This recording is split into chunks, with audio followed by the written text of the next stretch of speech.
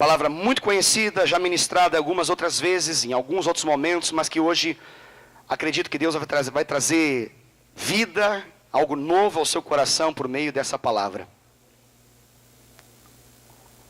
Aleluia. O nome dessa palavra se chama avivamento ou funeral. Avivamento ou funeral. Eu sei que você é novo demais. Maioria aqui, extremamente novo. Temos algumas pessoas, não muitas, um pouco mais maduras. Mas no século passado tinha um programa da televisão chamado Você Decide. Alguns daquela época que nasceram no século passado, viveram no século passado, tinha um programa chamado Você Decide. Que consistia basicamente, o programa, ele tinha todo um drama. Chegava num momento específico, ele abria a possibilidade das pessoas fazer ligação. E de acordo com o número das pessoas que faziam ligação, de acordo com uma escolha, elas decidiam o final daquela história. Então tinha toda aquela novela, vamos assim dizer, e tinha um apresentador que ele dizia basicamente o seguinte: no final, você decide. Basicamente ele falava isso. E de acordo com essas ligações, eu estou explicando isso, irmãos, eu sei que você está rindo, você que conhece muito bem essa história, mas tem muitas pessoas que não sabem nada disso que eu estou mencionando, não tem ideia de que existiu isso. Então, na época passada, faz um século isso já, né? Foi no século passado, século XX ainda, teve esse programa chamado Você Decide. Ok? Eu estou falando isso porque nessa noite, essa palavra, ela sugere também um Você Decide.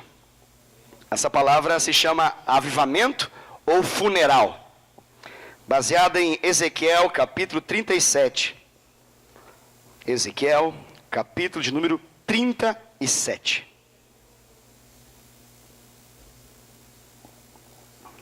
Amém? Você conseguiu achar? Glória a Deus. Então, vamos para a palavra do Senhor. Diz assim a Escritura Sagrada: veio sobre mim a mão do Senhor. Ele me levou pelo Espírito do Senhor e me deixou no meio de um vale que estava cheio de ossos, e me fez andar ao redor deles. Eram muito numerosos na superfície do vale e estavam sequíssimos. Então o Senhor me perguntou: filho do homem, acaso poderão reviver esses ossos? Respondi: Senhor Deus, tu o sabes. Disse-me ele: profetiza a esses ossos e dize-lhes: ossos secos, ouvi a palavra do Senhor. Assim diz o Senhor Deus a esses ossos: eis que farei entrar o Espírito em vós e vivereis.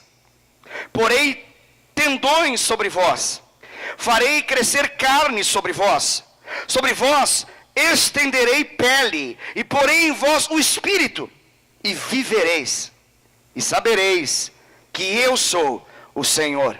Então profetizei segundo me for ordenado. Enquanto eu profetizava, houve um ruído, um barulho de ossos que batiam contra outros ossos, e se ajuntavam, cada osso ao seu osso. Olhei, e eis que havia tendões sobre eles, e cresceram as carnes, e se estendeu a pele sobre eles, mas não havia neles o Espírito. Então ele, Deus, me disse: profetiza ao Espírito, profetiza ao Filho do homem, e diz-lhe: assim diz o Senhor Deus, vem dos quatro ventos, ó Espírito, e assopra sobre esses mortos, para que vivam. Profetizei como ele me ordenara, e o Espírito entrou neles, e viveram, e se puseram em pé, um exército sobremodo numeroso. Então me disse: filho do homem, estes ossos são toda a casa de Israel. Eis que dizem: os nossos ossos se secaram, e pereceu a nossa esperança, estamos de todo exterminados. Portanto, profetiza e dize-lhes: Assim diz o Senhor Deus: eis que abrirei a vossa sepultura, e vos farei sair dela, ó povo meu, e vos trarei a terra de Israel. Sabereis que eu sou o Senhor, quando eu abrir a vossa sepultura, e vos fizer sair dela, ó povo meu. Porei em vós o meu espírito, e vivereis, e vos estabelecerei na vossa própria terra. Então sabereis que eu, o Senhor, disse isto, e o fiz, diz o Senhor. Até aqui. Aleluia. Essa palavra, ela é fortíssima. Ela é poderosa. Poderosa. Por quê, pastor? Porque ela narra uma imagem desesperadora. Inclusive no próprio texto está lá escrito que o povo, que era justamente o elemento principal desse avivamento, o povo de Israel, que era o alvo dessa palavra profética, o povo de Israel, que é justamente aqueles ossos secos que deram lugar a um grande exército vivo nas mãos de um Deus poderoso. Esse povo chegou à conclusão que não havia mais esperança. Então, queridos, nós estamos diante de uma imagem. Pensa na pior imagem, a imagem mais caótica, mais triste, mais desesperadora.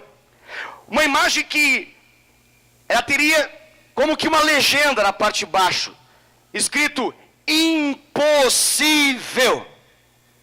Assim, essa imagem que nós acabamos de vê-la por meio dessa narrativa, por meio dessa leitura que nós fizemos. O interessante disso tudo, para que você possa entender um pouquinho, Isaías, um profeta anterior, ele já tinha profetizado sobre o povo de Israel. E na visão que ele teve, ele via Israel com feridas purulentas. Ele via Israel como alguém que está tomado de chagas, de feridas abertas, saindo não apenas sangue, mas pus. Essa é a ideia de uma ferida purulenta. Está saindo ali algo que cheira mal, que ao exalar garante para todos uma imagem de desgraça completa, de sofrimento. Isaías já tinha dito isso. Perceba o avanço, porque uma coisa é alguém ver e dizer, olha, Israel está como um moribundo. Uma coisa é um profeta olhar para Israel, que é o povo de Deus, e dizer, olha, o povo de Deus está em feridas purulentas, mas está vivo. A pessoa com feridas purulentas, ela está respirando, ela pode caminhar, ela pode ouvir, ela pode falar, ela pode ver, ela pode falar o que quiser. Está viva. São feridas purulentas. Agora a imagem é trocada e essas feridas purulentas dão lugar a outra imagem. Essa enfermidade, ela avança. E ela avança até um lugar que ela dá lugar à morte. E a morte, na mesma imagem, ela dá lugar a uma outra realidade. Porque no lugar da morte, nós não temos simplesmente defunto ali. Nós não temos simplesmente ali um corpo caído ao chão. Não. A imagem dá lugar a uma desintegração orgânica. Ou seja, em algum momento a morte veio, a desintegração orgânica veio, trouxe o apodrecimento daquele corpo, a putrefação tomou conta do corpo, saiu toda a carne, tendões, tudo, e ficou apenas um esqueleto. E se não bastasse um mero esqueleto organizado, esse esqueleto estava completamente caótico. Era osso para tudo que é lado, desconectado, desconjunturado. Não tinha link, não tinha ligação, não tinha nada. Era um retrato da desgraça, da maldição. Essa era a imagem. Como eu disse para você, como se tivesse uma legenda embaixo. E nessa legenda estava escrito, sem solução, impossível. Olha que retrato terrível. E para realizar o que é impossível, é que Deus vai começar a usar um homem que é justamente um profeta de Deus. E esse profeta de Deus é o profeta Ezequiel. E com isso parece que a gente aprende algumas coisas. Parece que Deus está dizendo para a gente o seguinte: olha, para realizar o que é possível, não precisa fé. Nós não precisamos de fé para fazer tudo aquilo que nos é possível. Nós não precisamos exercitar a nossa fé, crescer em fé, entender a fé e praticar a fé, para fazer uma série de coisas que nós fazemos tão habilmente na nossa vida. Mas existe alguns momentos em nossa caminhada, algumas situações em nossa vida, que não adianta, nós estamos diante de algo que é impossível, totalmente impossível. E aquilo que nós aprendemos nessa palavra é que o que Deus pede dos homens é que eles façam. Grave bem, o que Deus pede dos homens é que eles façam o quê? Que eles façam o impossível. Que loucura, pastor. Achei que não era assim. Achei que Deus falava para a gente fazer o possível. Não, Deus, Ele pede que a gente faça o impossível. E como que se faz o impossível, pastor? Essa palavra nos mostra. Como é que a gente faz o impossível? A gente faz o impossível na medida que nós vamos para o Deus que pode todas as coisas e dizemos para Ele: nós não podemos nada, não há nada que nós possamos fazer, não tem nada, absolutamente nada que eu possa fazer. É desesperador o que está na minha frente. Eu não posso criar vida, não tenho poder para criar nada. Eu não posso criar músculo, não posso criar tendão, não posso criar carne, não posso criar pele. Eu só consigo ver o que qualquer tolo consegue ver. Ao passar nesse cemitério desorganizado e caótico, qualquer um olharia e se assustaria falando: meu Deus, que imagem desgraçada, que imagem terrível. Qualquer um poderia chegar a essa conclusão. Mas nós não estamos diante de qualquer um, nós estamos diante de um homem de Deus. Amém? Nós estamos diante de um homem de Deus. E o que é um homem de Deus, pastor? Um homem de Deus é alguém que sabe que não pode nada, mas que descobriu que Deus pode tudo. É um homem que conhece totalmente a sua impotência e que descobriu por revelação a onipotência de Deus. É alguém que apresenta para Deus e diz: Deus, eu não consigo. E ouve de Deus uma palavra dizendo: eu consigo. E esse homem ou essa mulher diz para Deus: então, tu sabes, Pai, o Senhor sabe como fazer o que eu não sei fazer, o Senhor pode fazer o que eu não posso fazer, eu creio. É alguém que diz: eu creio. A Bíblia fala que o justo, ele vive por fé. O justo não vive por culto. A gente pode frequentar todos os cultos e não viver em fé. Não sabia disso, pastor. Está dizendo que não é para vir para o culto? Claro que não. Porque no culto, nós estamos aqui instigando a sua fé. Mas é possível você vir para o culto por várias razões. Por várias razões. E ainda assim, não ser por fé. O louco dessa história é que o tema principal aqui é que uma nação chamada nação de Israel, está na dependência da fé de um homem. Eu queria que você considerasse isso agora como um grande tema, você pensar: meu Deus, isso te chama responsabilidade. Isso mostra para você que o nosso Deus, Ele é um Deus que lida com responsabilidade. Ele nos responsabiliza da fé. Por isso que eu volto a dizer, Deus nos chamou a manifestar o impossível. Como assim, pastor? Não entendi. Você falou que a gente não pode nada. Sim, eu falei isso. E volto a dizer, nós não podemos nada, mas Ele pode todas as coisas. E a diferença daqueles que vivem as manifestações de Deus, daqueles que não vivem, é que aqueles que vivem descobriram que não sabem, não podem nada, e se conectaram com todas as suas forças do Deus que pode todas as coisas. Enquanto nós temos um povo que murmura, geme, sofre, com feridas purulentas, o já está morto, ou é um esqueleto ou é um defunto, vive um funeral. Nós temos um povo que vive um avivamento. Existe uma separação, e essa separação está entre aqueles que creem. É por isso que nós somos conhecidos, às vezes até de modo um pouco vulgar, mas lá vai os crentes. Glória a Deus, de fato nós somos os crentes. Qual que é a característica de um crente? É evangélico? Não. É batizado? Não. Veste roupa de crente? Não. Fala aleluia? Não. Diz glória a Deus? Também não. O que é um crente? O que é um crente?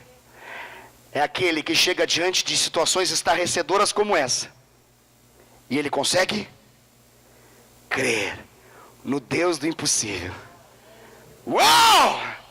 Pastor do céu, para, não fala esses assuntos graves assim que já me dá um desespero. Tá indo bem, pastor, vamos viver esse negócio do louvor, adoração.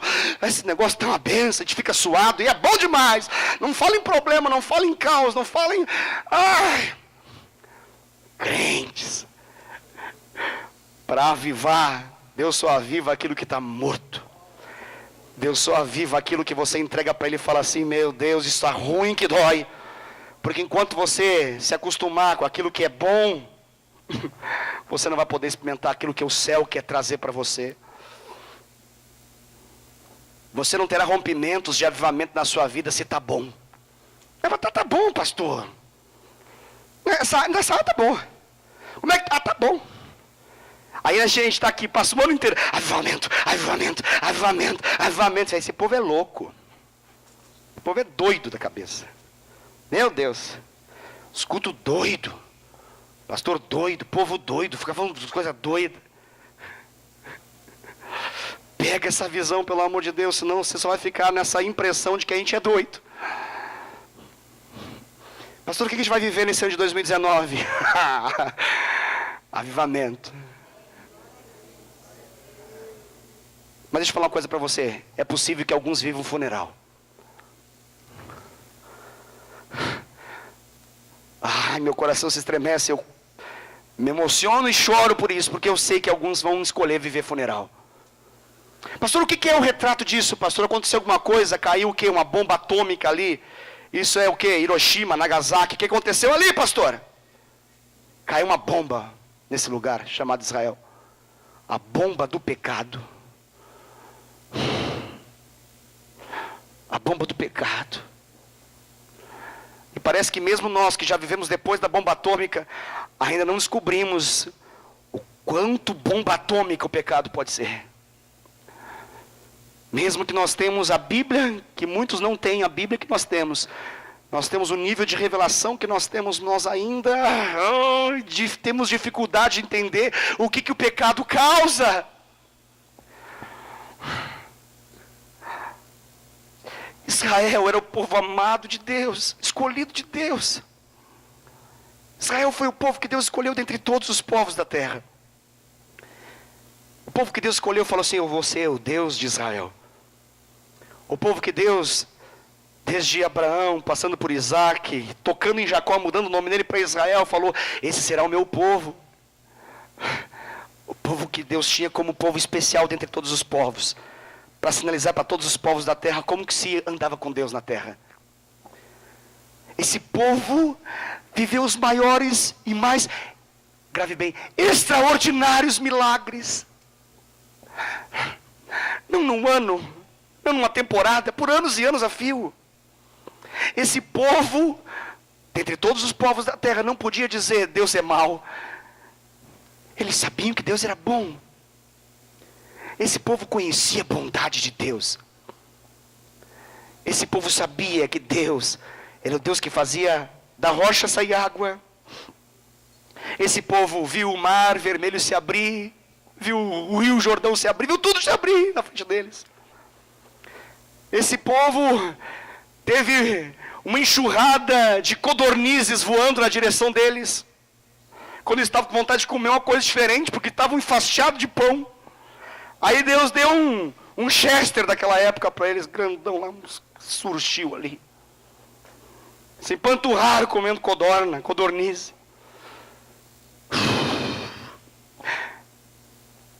Desde Moisés, esse povo se acostumou a ver a glória de Deus. Esse povo tinha manifestações físicas, visíveis, de que Deus é bom. E sabe o que é o mais espantoso dessa história? Esse povo foi livrado da morte muitas vezes. Esse povo viu milagres acontecerem. A estéril, inúmeras estéreis na Bíblia deram filhos. As estéreis deram filhos. Gente que não podia gerar, passou a gerar. Deus não abriu uma porta de emprego, Deus abriu um mar na frente deles.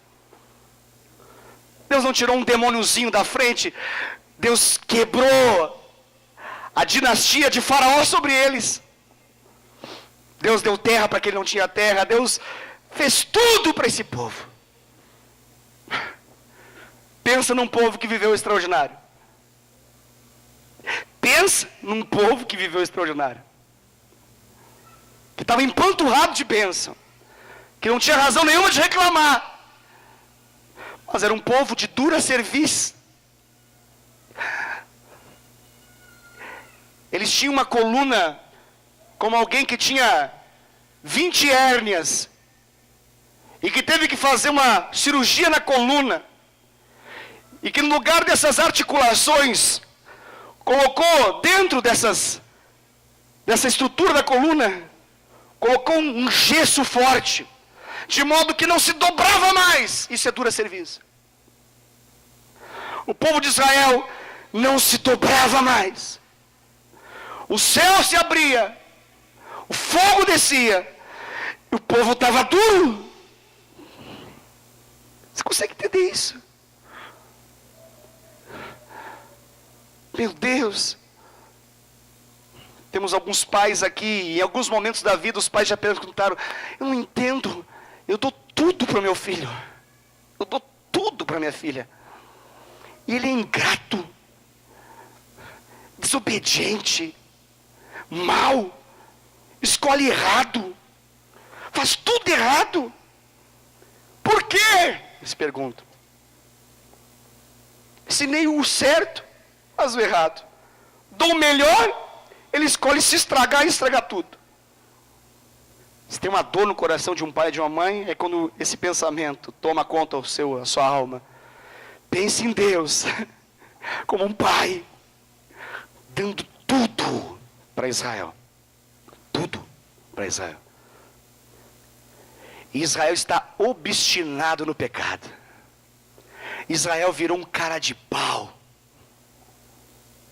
Israel decidiu misturar fogo estranho com o fogo do alto. Israel escolheu a desfaçatez de se apresentar diante do Deus vivo como se nada tivesse feito e se prostituir em praça pública com os falsos deuses. Israel se entregava a todo tipo de devassidão e paixão que surgia no coração. Mas era o povo de Deus. Cara, isso é desesperador. Que amor é esse? Por que Deus insiste nesse povo? Por que Deus insiste nesse povo? Você tem uma boa resposta para me dar? Sabe quem é esse povo? Somos nós. Nós somos esse povo. Nós somos esse povo.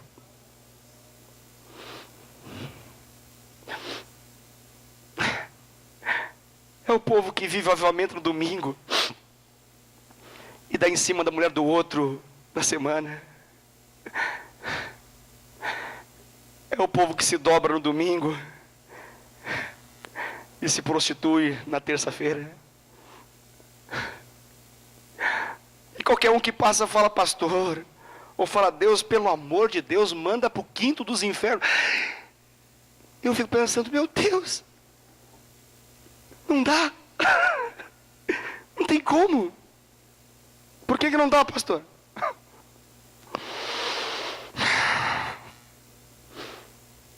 que esse nosso Deus nos ama.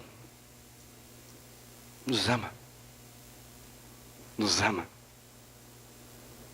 Está entendendo essa mensagem, sim ou não? Essa mensagem toca você, sim ou não? Deve estar pensando, meu Deus, pastor, tem coisa grave aí. Todo pecado é grave. A Igreja Católica lá atrás criou um tal de 7 pecados capitais. Tadinhos. Esses são só os pecados cabeças. No ventre de cada um desses pecados são gerados 70 vezes 7 milhões de outros pecados no ventre de cada um desses capitais. E sabe o que isso significa? Que o salário do pecado é a morte. O salário do pecado é morte. Isso não é uma brincadeira. Isso não é papo de pastor. Isso não é papo de evangelista. Isso não é papo de um homem de Deus qualquer. Isso é palavra revelada do Senhor. Deixa eu dizer para você, pelo amor de Deus, você decide. Essa mensagem é uma mensagem de confronto. O que você vai querer viver? Você pode ser o Ezequiel para o povo. Ou se você quiser sempre ser o povo para Ezequiel, também pode ser. Mas o chamado de Deus para você é você ser um Ezequiel para um povo entre ossos secos, que serão tornados em uma grande multidão e um poderoso exército de Deus. Você está entendendo o que eu estou falando? Sim ou não? Deixa eu fazer uma pergunta muito séria para você. Até quando você vai querer passar 1 ano, 2 anos, 3 anos, 5 anos, 10 anos sendo ministrado pela mesma coisa, na mesma área, e isso nunca muda? Quantos Ezequiéis vão passar para você, na sua frente, vão dizer: Espírito que vem do norte, sul, leste, oeste, aviva, e você vai ser avivado, e por um tempo vai viver, aí o pecado volta, a prática do pecado volta, a escravidão do pecado se toma novamente, e você se volta para a mesma realidade de onde você saiu. Até quando você vai aceitar isso?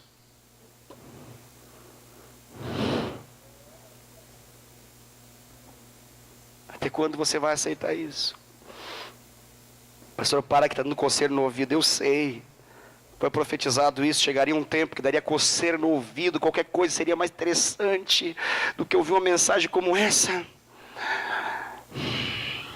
Isso não nos parece avivamento, pastor. Eu sei, a gente queria qualquer coisa que nos fizesse pular e agitar. A gente gosta de ruído. Ezequiel não parou quando o ruído aconteceu. Ele não falou: ruído! Então tá bom, teve ruído. A Bíblia fala que ele obedeceu, e ali diz assim: e houve ruído. Ele falou: glória a Deus, ruído. Foi isso que diz lá? Está escrito isso lá? Não! Deus não é um Deus apenas que produz ruído. Se nós queremos ruído, há um nível nessa palavra. Deus, por meio dessa palavra, está nivelando aquilo que você pode viver. Ele chama o homem, e essa palavra é muito clara, está dizendo o seguinte: olha, esse cara chamado Ezequiel, ele foi no espírito. Ele não foi numa palavra humana, de sabedoria humana. Ele não foi num conselho humano. Ele não pegou a informação de um livrinho qualquer. Ele não falou aquilo que ele viu no YouTube. Ele não leu uma mensagenzinha de Instagram. Ele foi direcionado pelo Espírito de Deus. É diferente. Ele não trouxe simplesmente uma escritura para todos. Ele trouxe um rema, uma palavra específica de Deus. É diferente. É diferente. Tem crente que se basta com teologia. Ezequiel se bastava no Espírito de Deus. Tem crente que conhece teologia e volta no pecado sempre. Teimoso. Teimoso. Gosta de pecar. Disfarçatez total. E acha que está bom. Porque conhece Bíblia. Satanás também conhece Bíblia. E a casa dele é o inferno. conhecer Bíblia não te leva para o céu. Obedecer ao Senhor é o que te leva para viver a vida em abundância.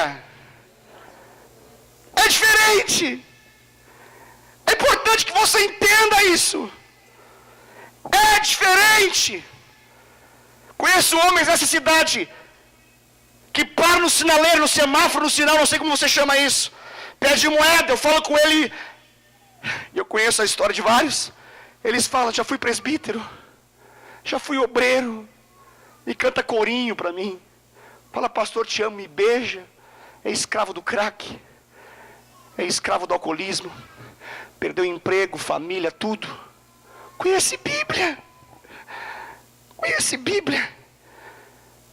Nós somos uma geração que quer discutir dispensação, mas não consegue amar o seu irmão. Nós somos uma geração que quer saber sobre os Illuminati, mas não consegue viver iluminado.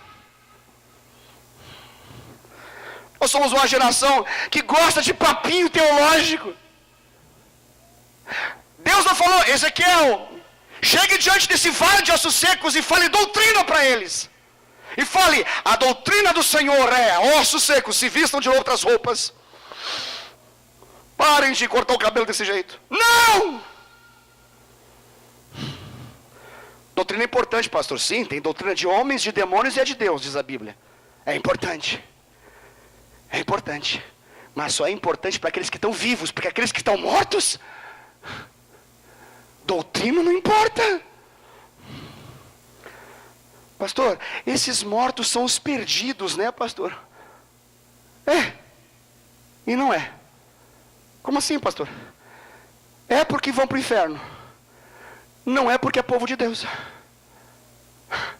Me explica um trem desse. Não entendi, pastor. Deixa eu explicar para você. Lá não fala assim, tinha um argentino lá, que virou osso seco. Do lado dele tinha um paraguaio, que virou osso seco. Tinha também um homem do Iêmen, outro da Arábia Saudita, e outro do Catar. Não, é tudo Israel ali. Está conseguindo entender? Não são gentios ali, é israelita ali.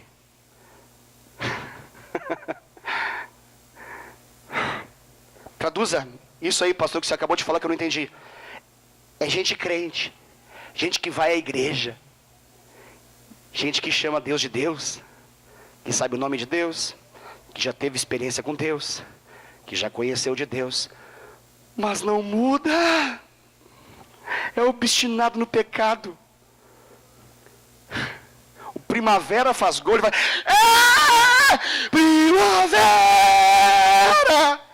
no culto.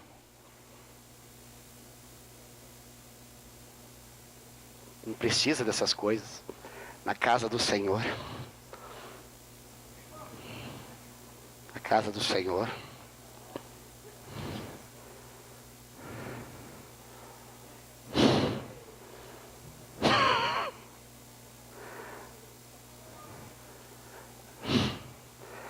Não entendi, pastor. Eu vou desenhar.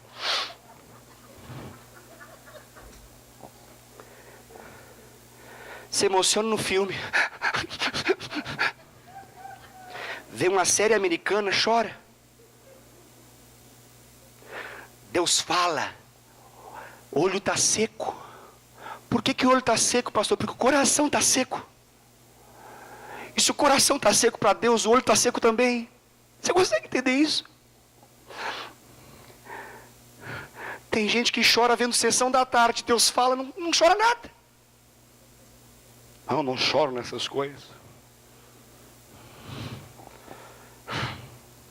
Você consegue entender o que eu estou falando, sim ou não? Você consegue entender? O time que torce faz gol? Corinthians fez gol? Palmeiras campeão? É Deca? É só 9? Não sei. Briga por isso. Briga para manutenção do time campeão. Pelo amor de Deus.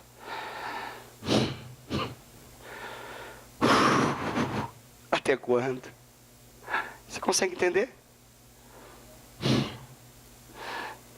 Deus fala, impacto.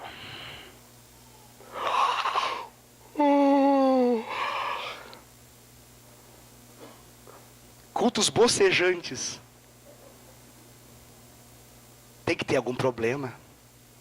Não, tem que ter algum problema. Qual o problema? Deus não me atrai mais. E quando Deus não me atrai mais, eu estou morto. Quando Deus não me fascina mais, eu estou morto. E eu preciso que o Ezequiel passe na minha vida, na minha frente, e profetize na minha vida. Você consegue entender? Eu estou morto. Eu estou morto. Qual a característica de alguém que está morto? O morto não sente mais nada. O culto pode ser 1000 graus de unção. Já começa nos 1000 graus de unção o negócio, começa quente.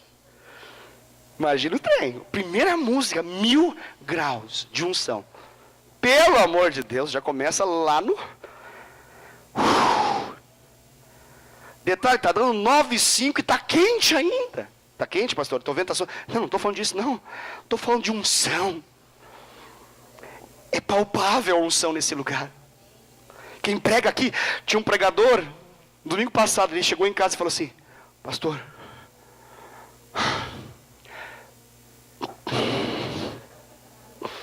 não consegui nem terminar o culto. Eu falei, eu vi. Pastor, a atmosfera. Eu falei, eu sei. Eu sei. Não é uma brincadeira esse negócio de avivamento. Não é uma brincadeira. Eu sei, eu falei para ele. Ele falou, pastor, os céus estão abertos. A glória de Deus é real. É real. Você não faz força. Está instalado. Deus tabernaculou conosco. Ele fez casa em nosso meio. Eu sei. Mas sabe o que me assusta? É que tem gente que vive um funeral. Isso é triste demais, irmãos. Triste demais. Triste demais. Pastor, como é que você sabe que é um funeral? Não tem vida de Deus. Não tem vida de Deus. Como é que sabe que não tem vida de Deus? A vida comprova a falta da vida de Deus. O estilo da vida, as opções, o que fala, do modo como fala, as escolhas no dia a dia, a maneira como se relaciona, a maneira como escolhe viver, a falta descarada de oração, a falta descarada de leitura da palavra, a falta de sede, de fome, a falta de vontade pelas coisas de Deus, o apertar o botão automático e simplesmente fazer as coisas que se pedem, mas não fazer de todo o coração como para o Senhor. Isso é um outdoor, ou outdoor, gritando e dizendo, funeral. Você está comigo ainda? Você aguenta mais um pouquinho? Aguenta que tá bom o negócio. Ezequiel chega diante daquilo lá, e ele fala o seguinte, interessante. Ele chega diante dessa cena, e olha, isso eu acho maravilhoso. Ele chega diante de uma cena, Deus coloca ele diante dessa cena, e quem irrompe a falar, primeiramente é Deus. E Deus fala com ele e pergunta. Deus pergunta, poderá esse povo reviver? Olha que coisa linda isso aqui. O que você vê aí nessa palavra, pastor? Eu vejo o seguinte, Deus não é aquele que apenas permite situações desastrosas, caóticas, problemáticas, feias em nossa vida, mas é um Deus que no meio dessa situação vai falar conosco, vai dar direção, vai dar palavra. E aqueles que têm ouvidos, ouçam a voz do seu Deus falando consigo, falando contigo. No meio desse momento estranho, diferente, que se inaugura em nossa vida, e a gente não coloca na agenda qual é o dia que acontece. Esse dia acontece. Pode acontecer nessa madrugada na sua vida. Pode acontecer amanhã de manhã na sua vida. Pode acontecer talvez no final do ano, no meio do ano, não sei. Mas essas coisas acontecem em nossa vida. Deus te levará a situações semelhantes a essa. E você, como Ezequiel de Deus, vai ouvir Deus falar com você. Oh, eu declaro isso sobre a sua vida. Você vai ouvir Deus falar com você. E Deus vai falar com você como um amigo fala com um amigo. Deus não fala, eu sou o Deus de Israel. Não, Ele vai falar como um amigo fala com o outro. E fala assim, e aí? Meu filho. E aí? Pode acontecer? Por que Deus nos coloca em situações dessa? Para a gente ser esticado na fé. Nós precisamos ser esticados na fé. Essa pressão, entre aspas, que Deus nos coloca, ela é importante para que fique bom. Para que a gente cresça, para que a gente amadureça. Meninos não têm responsabilidade, homens têm. Crianças não aguentam pressão. Maduros sim. Deus vai te levar a situações como me leva e nos leva. Ele vai nos levar a isso. E esse desafio, ele é superado em fé. Você não vai se apoiar em quantos anos de crente eu tenho, quantos tempos de igreja fonte de vida eu tenho, o quanto de Bíblia eu conheço. A Bíblia só vai te ajudar para você saber o que Deus quer que você faça. Você vai falar com Deus. Você vai falar com Ele. Ele vai fazer perguntas que vão instigar você a dizer para Ele, eu creio. Eu creio. Grave isso, pelo amor de Deus, grave isso. Deus vai te levar a situações que Ele vai querer de você uma declaração de fé. Uma declaração de fé. Isso vale para todos, para todos, para todos, até adolescentes que me ouvem. Amém, adolescentes que me ouvem, glória a Deus, aleluia. Adolescente é uma bênção. Adolescente é multimídia, ele consegue conversar com o do lado, ver no celular e ouvir o pastor, aleluia. Então estão todos comigo ao mesmo tempo, porque eles são high-tech. Glória a Deus. Adolescentes também. Deus vai nos levar a situações. Deus vai nos levar a situações. Vai nos levar a situações. Para que a gente possa dizer, eu creio. Não vai adiantar a fé do meu pai. Segundo a fé do meu pastor, aleluia. De acordo com a fé de Wesley Menezes. Ai, que engraçado isso até. Não vai adiantar nada. Você vai ter que dizer, I believe. Eu creio. Eu creio. Não, meu avô cria. Meu pai cria. É eu. Você está entendendo? Por que Deus é assim? Porque o nosso Deus é um Deus pessoal. Pessoal, você tem um Deus que se relaciona com você, Ele conhece você, a sua história, é com você o negócio. Você pode ter 80 anos, quando você pode ter 8 anos, dá igual. Deus quer se manifestar na sua vida. E Ele vai te levar a experiência para que você possa, eu creio. E Ezequiel disse, Senhor, Tu sabes, eu creio, eu sei que o Senhor sabe isso. Eu sei que o Senhor pode, eu sei que o Senhor conhece o caminho desse negócio, porque eu não sei. Eu não sei. E aí Deus instrui, e olha o que Ele instrui. Deus instrui Ele a falar o seguinte, Ele fala, isso, ó, presta atenção, isso é insanidade, loucura. Deus fala para ele o seguinte, ó, profetiza, meu Deus do céu. Imagina Deus falando profetiza para os crentes da atualidade, século XXI, falou profetiza, já se imagina as multidões, um estádio lotado, uma conferência internacionalmente reconhecida. Não, Deus falou assim, profetiza para os ossos secos. Profetizar a quem, Deus? Aos ossos secos. Você está entendendo o que eu estou falando? Deus não falou outra coisa, não, Ele falou, profetiza. Agora a pergunta é, ossos têm ouvidos? A resposta, não. Então o que Deus está pedindo é uma loucura? Resposta, sim. Pergunta, por que Deus pede isso? Porque Ele quer ver se a gente confia. Ou não. Sabe, vou dizer uma coisa para você. Andar com Deus... É verdade, filho, também concordo. Andar com Deus é o desafio de crer naquilo que Deus fala e ponto. E ponto. Imagina uma mente racional pensando, Senhor, o Senhor é meu Deus, o Senhor é meu pastor e nada me faltará. Mas, não sei se o Senhor percebeu, Deus, mas é um osso. não tenho ouvido. Eu não tenho como emitir um som e de algum modo chacoalhar lá no aparelho auditivo do osso. E de algum modo gerar algum entendimento cerebral, cognitivo, na mente do osso para que ele possa criar vida. Pastor, o que está falando? Eu estou falando que tem gente que não vive o avivamento, não vive o sobrenatural, porque teima em interpretar, em fazer elucubrações, pensamentos os mais mirabolantes, diante da simplicidade de obedecer. De novo, diante da simplicidade de obedecer. Não, de novo, isso é importante. Diante da simplicidade de obedecer. Você já viu como é difícil para nós, da nossa geração, se já era do passado, imaginar as que estão por vir, hein? Você está percebendo o quão difícil cada vez mais é obedecer? Você lembra disso? Teu avô falava assim, não, no meu tempo. É sempre essas falas assim, no meu tempo não era assim. Porque eu falava com o teu pai, ele falava do pai que é o seu pai. Eu olhava e falava, e ele já, se endireitava. Agora você vai falar,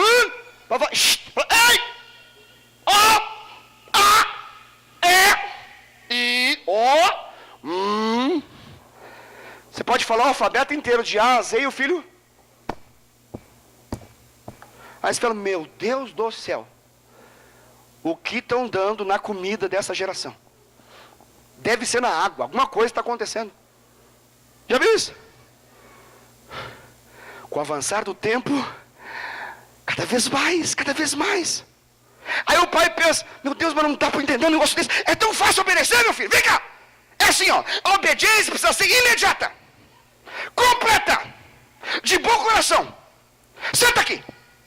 Não sento. Senta aqui. Não sento. Senta, senão não vai ter celular. Tá bom, eu sento. Mas por dentro eu não sento. Tá bom, mas pelo menos senta. E a gente fica tranquilo com isso. Ah, meu filho, pelo menos lá em casa o negócio funciona. Ele fala, senta. Na terceira vez, nunca passa. Eu tiro o celular, videogame, PS4, PS3, tudo. Ele senta. Mas por dentro, não sentei.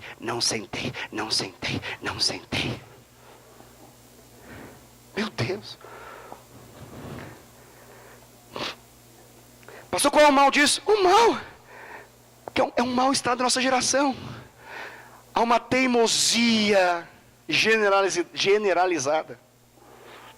Ela se instala em tudo. A gente desobedece a Deus.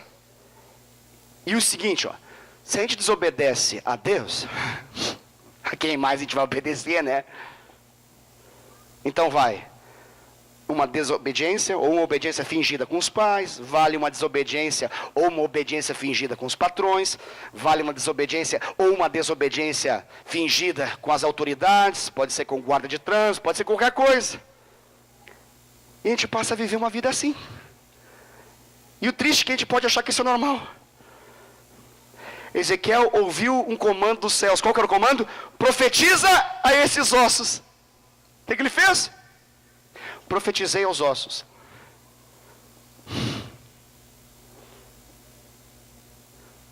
Está comigo? Deixa eu dizer uma coisa para você. Quebra essa fala de, não, andar com Deus é difícil. Andar com o Senhor é pesado. Meu Deus, é só batalha. Não é fácil, né? Porque a carne é fraca. Essa baboseira de crente que gosta de pecar e nunca quer mudar de vida. Não, a carne é fraca. A mesma palavra que fala que a carne é fraca, fala, mas o espírito está pronto. O espírito está pronto. Quem aposta na carne é fraca mesmo. É fraca para quê? É fraca para obedecer as coisas de Deus. Mas o espírito está pronto. Ezequiel sabia disso. Por isso que quando começou, ele profetizou, sei lá o que fez, estou imitando qualquer barulho, pensa num barulho estranho aí. É uma barulheira, um ruído. Aí diz a Bíblia, ouve o ruído. Isso é muito importante que eu vou falar.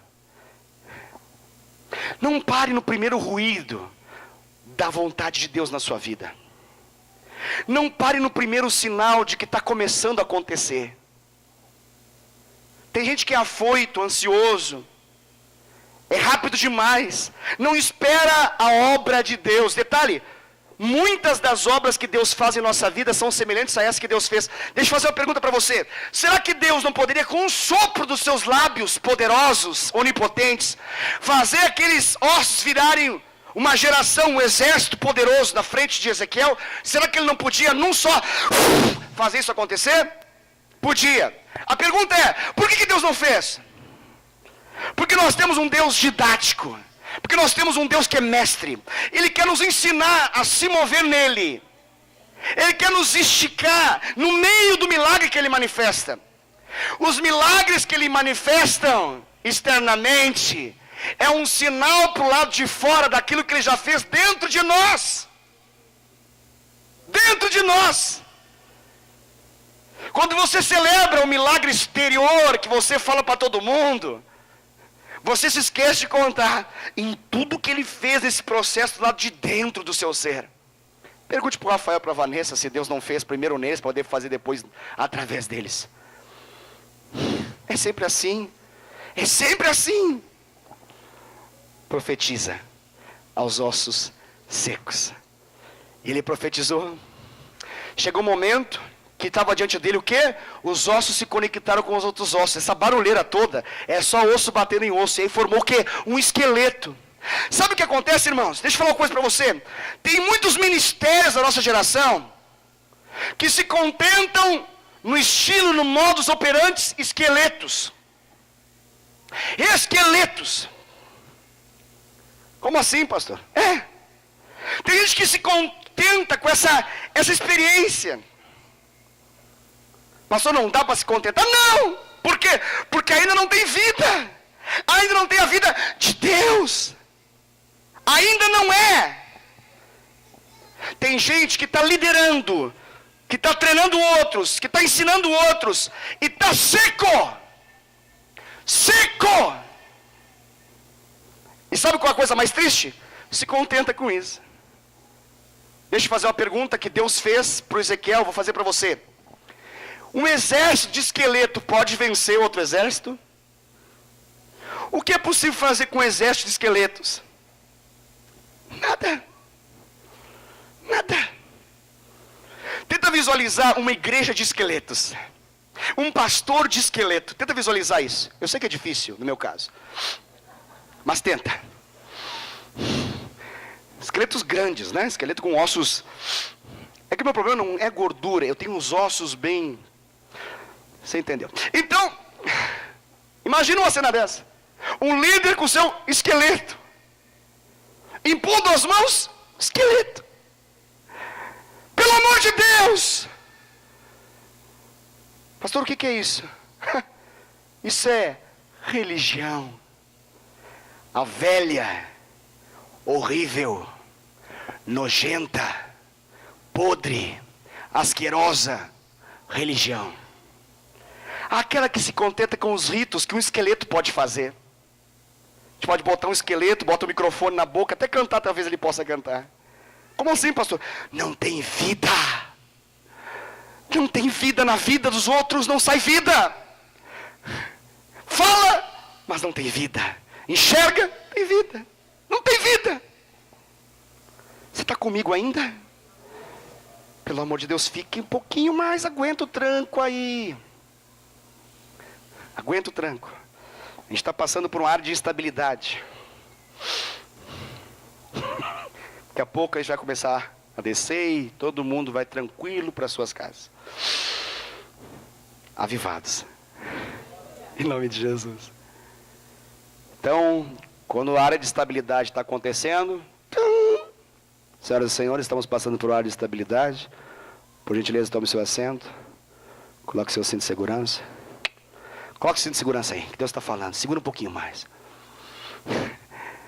Uma geração, um ministério de esqueleto.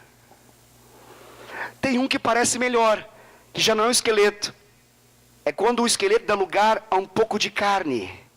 Não a carne no sentido de carne contra a vontade de Deus, ou carne em função do pecado que habita em nós, mas carne.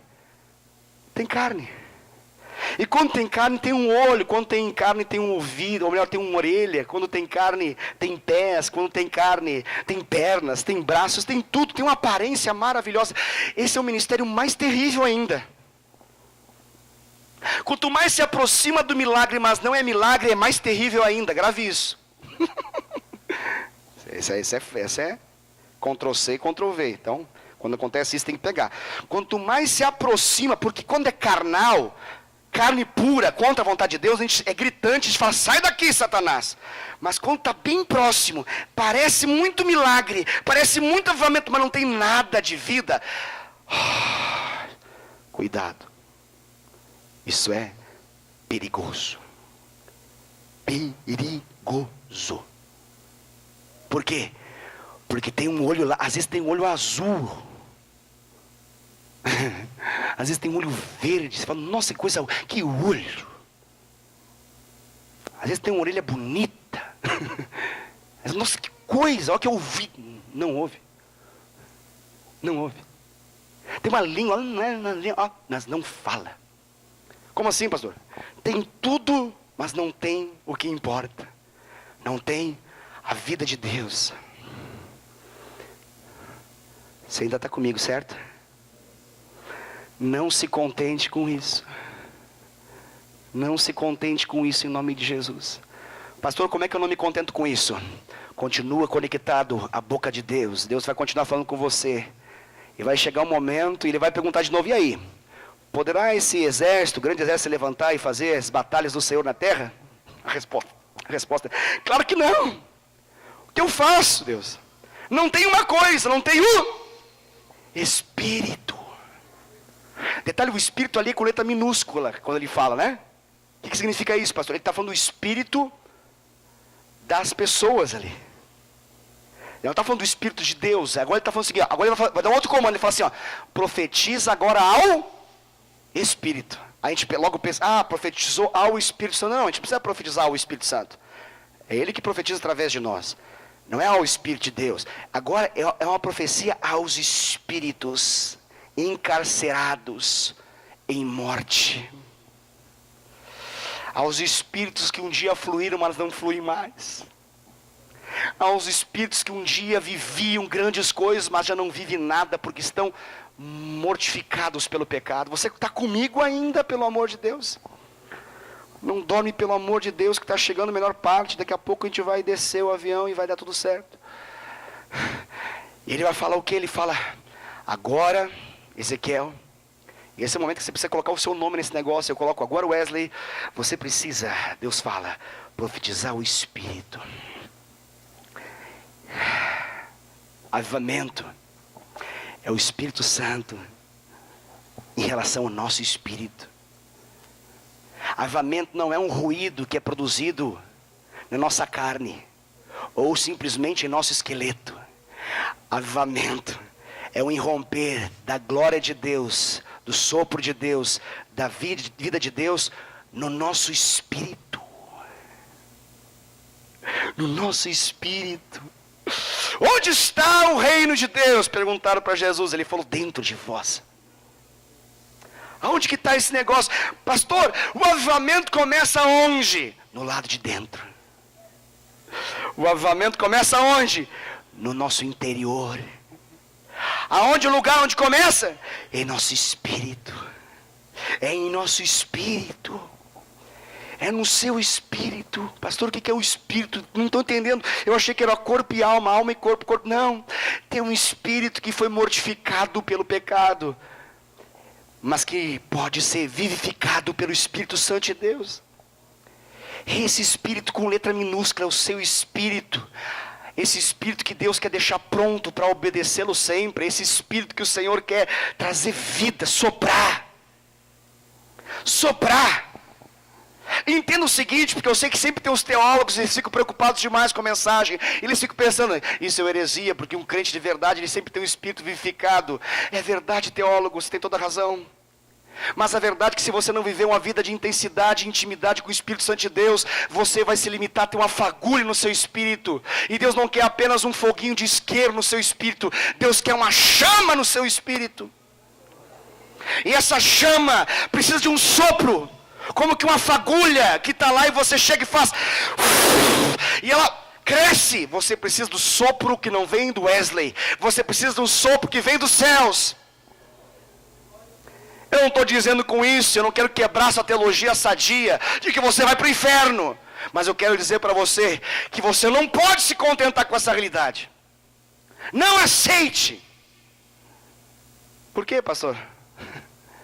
Porque aquilo que Deus quer fazer na sua vida, através da sua vida, é muito melhor do que aquilo que você está vivendo. Com essa fagulha, com essa chaminha pequena. Lembre-se, Israel se contentou com esse negócio. Se contentou com esse negócio. Se esquentou. Acabou. E deu naquilo lá. Pare com isso. Amém? Aleluia. Glória a Deus. Agora a gente está taxiando na pista, tá?